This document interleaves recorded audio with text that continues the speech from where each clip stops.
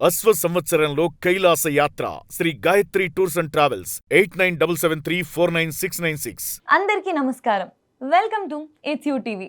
నేను మీ దాక్షాయిని. ప్రస్తుతం మనతో పాటు ఉన్నారు ప్రముఖ తంత్ర జ్యోతిష్యులు, జ్యోతిష్య సామ్రాట్, జ్యోతిష్య రత్న డాక్టర్ చింతా రుక్మాంగదరావు గారు. గురువు గారితో మాట్లాడి ద్వాదశ రాశుల వారికి కూడా జూన్ 2వ తారీఖు జరగబోయే గురుగ్రహం మార్పు వల్ల ఎటువంటి ప్రభావం ఉండబోతుందో తెలుసుకుందాం. అంతకంటే ముందు ఇటువంటి ఆధ్యాత్మికపరమైన వీడియోస్ కోసం ఇప్పుడు మన ఛానల్ని సబ్స్క్రైబ్ చేసుకోండి. నమస్కారం గురుగారు. మాతృదేవోభవ, పితృదేవోభవ, ఆచార్య దేవోభవ. ఓం నమో మాందేశ్వరాయ నమః. అందరూ బాగుండాలి, అందరికీ మంచి జరగాలి. గురుగారు, మనకి కర్కాటక రాశి చూసుకుంటే జూన్ 2వ తారీఖు జరిగే మార్పు వల్ల, గురుగ్రహం మార్పు వల్ల వీళ్ళకి ఎటువంటి ప్రభావం ఉండబోతుంది? 2020 సంవత్సరం మాస ఫలితాల్లో భాగంగా జూన్ మాసం కర్కాటక రాశి వాళ్ళకు ఎలా ఉందని చెప్పుకునేటప్పుడు 2వ తారీఖున ఈ రాశిలోకి గురువు వస్తున్నాడు. 8వ తారీఖున శుక్రుడు వస్తున్నాడు. 22వ తారీఖు ప్రాంతంలో బుధుడు వస్తున్నాడు. అదేవిధంగా 15వ తారీఖు లాభంలో ఉన్నటువంటి రవిగ్రహం వ్యయంలోకి వస్తుంది. అదేవిధంగా 10వ ఇంట్లో ఉన్నటువంటి కుజుడు 11లోకి వస్తున్నాడు 20వ తారీఖు తర్వాత. 2వ స్థానంలో కేతువు, 8వ స్థానంలో రాహువు, 9వ స్థానంలో శనేశ్వరుడు. గురువు ఈ రాశిలోకి రావడము మంచిదే, కానీ ఈ రాశి వాళ్ళకు అంత బెనిఫిట్ ఇవ్వడు. జన్మంలోకే వస్తాడు కాబట్టి జన్మంలోకి వచ్చినప్పుడు ప్లానెట్ న్యూట్రల్ అవుతుంది.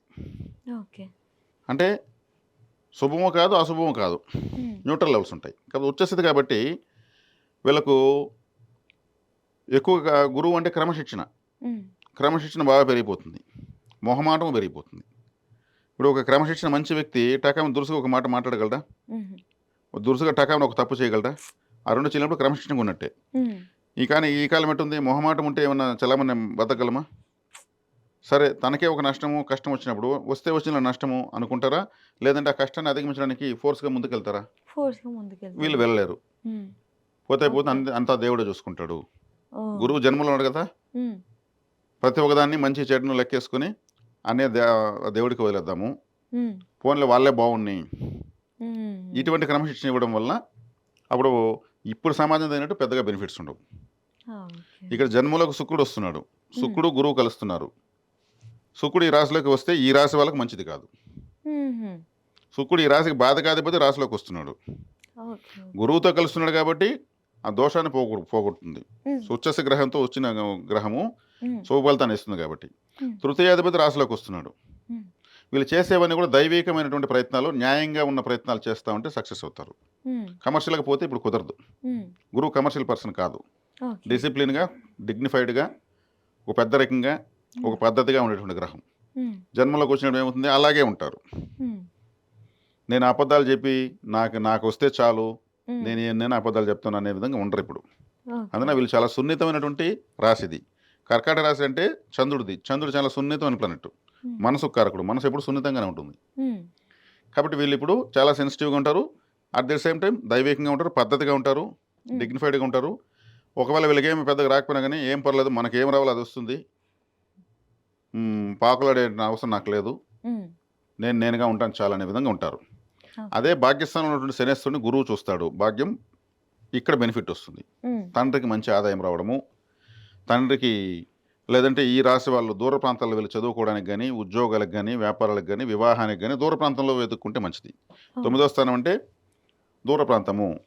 మీనరాశి కాలపురుషుడికి 12వ రాశి, ఈ కర్కాటక రాశికి 9వ రాశి. 9, 12 కనెక్టివిటీ వచ్చింది కాబట్టి అక్కడ శనేశ్వరుడు ఉన్నాడు కాబట్టి, అష్టమాధిపతి భాగ్యంలో ఉన్నాడు కాబట్టి, ఆ రాశ్యాధిపతి చూస్తున్నాడు కాబట్టి వీళ్ళకు ఇప్పుడు ఆ రాశి నుంచి బెనిఫిట్స్ ఉంటాయి.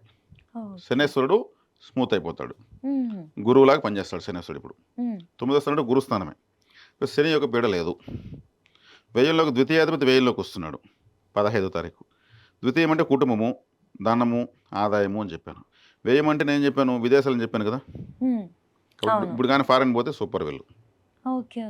లేదు, చదువుల రీత్యా ఏ కలకత్తాకు, బాంబేకు, చెన్నైకు, బెంగళూరుకు ఉన్న ప్లేస్ వదిలేసి 120 కిలోమీటర్స్ దాటి వెళ్ళారంటే మంచి, అది వృత్తిరీత్యా కావచ్చు, ఏదైనా కావచ్చు, బెనిఫిట్ ఉంటుంది. లాభంలో కుజుడు వస్తున్నాడు, ఇది అన్నిటికన్నా సూపర్. ఈ రాశికి అత్యంత శుభగ్రహం, గురువు కన్నా శుభగ్రహం కుజుడే.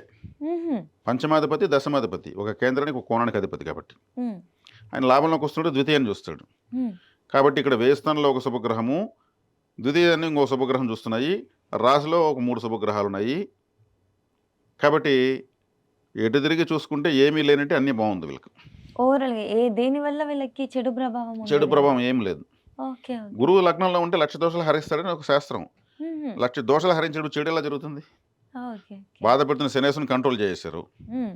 కాకపోతే అష్టమంలో రాహు ఉన్నాడు. ఈ అష్టమ రాహు వల్ల కొంచెం జాగ్రత్తగా ఉండాలి. హ్మ్. అదే కదా ఎటువంటి రాహు వచ్చి ఏమారుస్తాడు, మోసగాడు.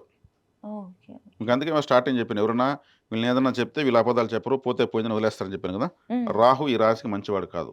ఓకే. సింహరాశికి కర్కాటక రాశి రాహు మంచోడు కాదు. ఎందుకంటే రవిచంద్రులనే గ్రహణ రూపంలో పడతాడు కదా ఆయన. హ్మ్. హ్మ్. హ్మ్. తను ఎక్కడున్నా ఇబ్బంది పెట్టాలనే చూస్తాడు. హ్మ్. కాబట్టి అష్టమ స్థానంలో ఉన్నాడు. కాబట్టి ఆకస్మిక నష్టం ఏదైనా జరిగేదని అవకాశం ఉంటుంది. అది హాస్పిటల్ పరంగా కావచ్చు, హ్మ్. ఇంకేదన్నా పెట్టుబడులు కావచ్చు, ఏదైనా కొంచెం ఆకస్మికంగా జరిగేదని అవకాశం ఉంది. దీనికోసం ఏం చేయాలంటే మసాలా ఫుడ్ అంటే బిర్యానీ కావచ్చు, వెజ్ రైస్ కావచ్చు, వెజ్ పలావ్ కావచ్చు, మసాలాతో ఉన్నటువంటి ఆహారాన్ని శనివారం రోజు రాహుకాలంలో 10 మందికి పంచిపెడితే మంచిది. ఓహో!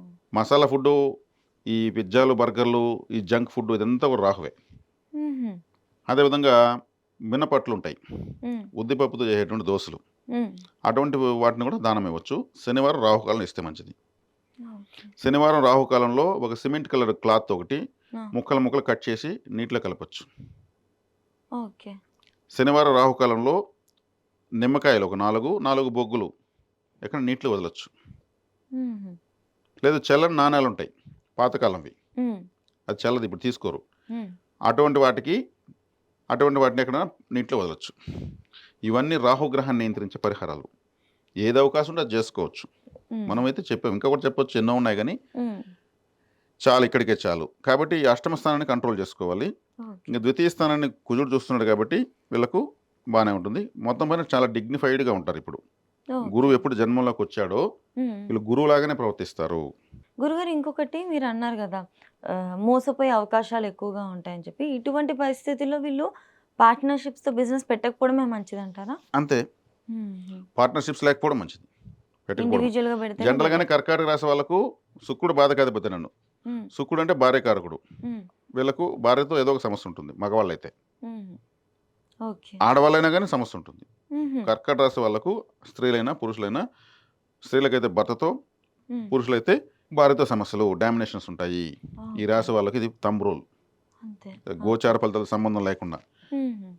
కాబట్టి వీళ్ళకు 8వ స్థానంలో రాహు వచ్చాడు కాబట్టి మోసపోయేదానికి అవకాశం ఉంటుంది. అది ఏ హ్మ్. విధంగా కావచ్చు, వాళ్ళ ఓకే. పరిస్థితులు బట్టి. హుహు. గతంలో చేసినటువంటి కొన్ని రకాల పనుల వల్ల ఈ హ్మ్. సమయంలో వాళ్ళు మోసం చేసి వెళ్ళిపోవచ్చు. ఓకే. వ్యాపారంలో కావచ్చు, హ్మ్. ఇంక దేంట్లోనే కావచ్చు. లేదా హ్మ్. మోసం చేసేసి నివలయం చేసుకోనొచ్చు. హ్మ్. ఎన్నో జరుగుతున్నాయి కదా. హ్మ్. ఈ గ్రహ ప్రభావాల వల్లనే ఇన్ని రకాల సమాజంలో మనం ప్రతిరోజు చూస్తున్నాం. ఓకే. అనుకూలతలు, వ్యతిరేకతలు చూస్తున్నాం. హ్మ్. ఈ రాశి వాళ్ళ యొక్క ఎనర్జీ లెవెల్స్ ఇలా ఉంటాయి. గురుగారు ఆరోగ్యపరంగా వీళ్ళకి బావుంటుందా? ఆరోగ్యపరంగా అంటే వీళ్ళకు చాలా సున్నితమైన వాళ్ళని చెప్పాను మానసికంగా. అవును. సంతోషం వస్తే ఎక్కువ వచ్చేస్తుంది. హ్మ్. అవసరం మించి నవ్వేస్తారు. హ్మ్. బాధ వస్తే అవసరం మించి ఏడ్చేస్తారు. హుహు. ఏదైనా సెన్సిటివ్. ఎక్స్‌ట్రీమ్ ఉంటది. ఏదన్నా గానీ అవసరం మించి వస్తుంది. ఓకే. ఆ! కాబట్టి ఒక స్టెబిలిటీ తక్కువ, హ్మ్. స్థిరత్వం తక్కువ, హ్మ్. డౌట్‌లు ఎక్కువ వీళ్ళకు. హ్మ్. వీళ్ళకొచ్చే డౌట్‌లు ఎవరికీ రావు. కంటితో చూస్తే గాని ఏది నమ్మరు. హ్మ్. హ్మ్. అలా ఉంటుంది. అంటే స్థిరత్వం తక్కువ, సున్నితత్వం కాబట్టి. కాబట్టి ఆరోగ్యపరంగా అంటే చంద్రుడు ఈ రాశికి అధిపతి. చంద్రుడు కరుగుతూ ఉంటాడు. అమావాస్య కనిపించడు. మళ్ళీ పెరుగుతూ ఉంటాడు.